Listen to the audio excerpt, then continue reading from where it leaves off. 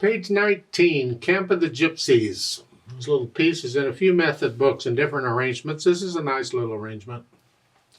4/4 time, no sharps or flats. This is in the key of A minor. So now it's time to do the scales for the C major and A minor because they have no sharps or flats in the key signature. And go ahead and do the arpeggios also for those. The left hand uses broken chords.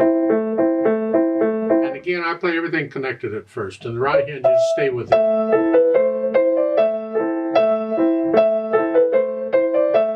Now, second line, first measure for the half note. Because you got to come up here, I'm going to recommend you use second finger on the half note.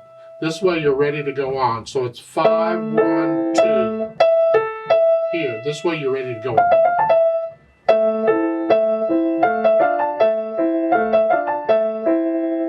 And the left hand, they went second finger here. That's okay. It's a little awkward because you're here and the here.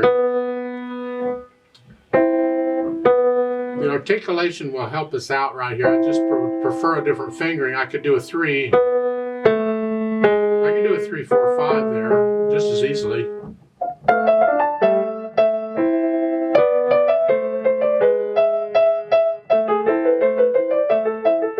And then the fourth line down, the last note, the half note again, second finger there. That way we're in position to go on to the next line. And it's 2, 5 there in the last line for the left hand. Just cross over in the left hand, you just cross over. Like so. We might just adjust on the fingering. When you're ready, you put in the articulation, we're flexing at the wrist, short staccato here. And it doesn't say anything for the left hand. I suggest you at least separate them, but you can play them staccato too. Accent.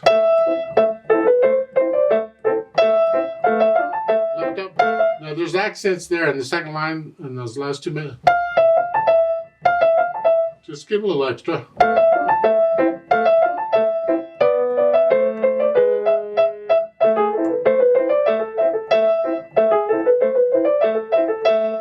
And the last line, there's no accents here.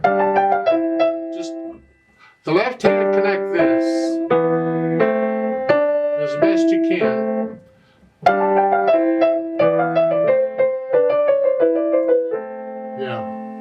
My suggestions on the articulation.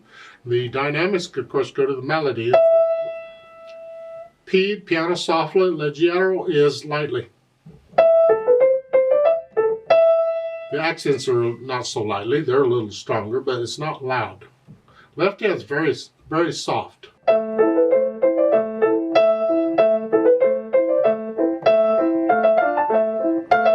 There, come down. Go back up. You don't come down and then go down more. You come down and then go back up and do it again. They don't tell you that, but take my word for it, do it that way. And the third line, you're going to gradually get a little louder, but you don't want to get up to medium loud until the last note, or the last measure. So plan it out, because if you don't, you'll be medium loud in the first measure. I'm already medium loud. So you're starting soft. I suggest that measure is soft. Up to medium, soft. And that's really most of your crescendos on those quarter notes. Now you're moderately loud. And the left hand's soft. That makes the accented note loud. And they give you a crescendo in the fourth line. Isn't that nice?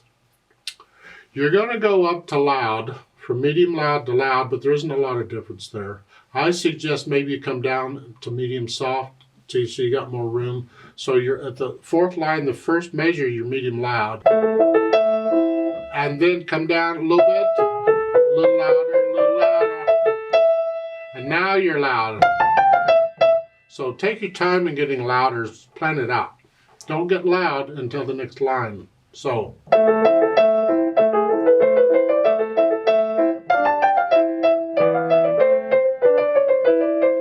Crescendo at the end, you go up to very loud.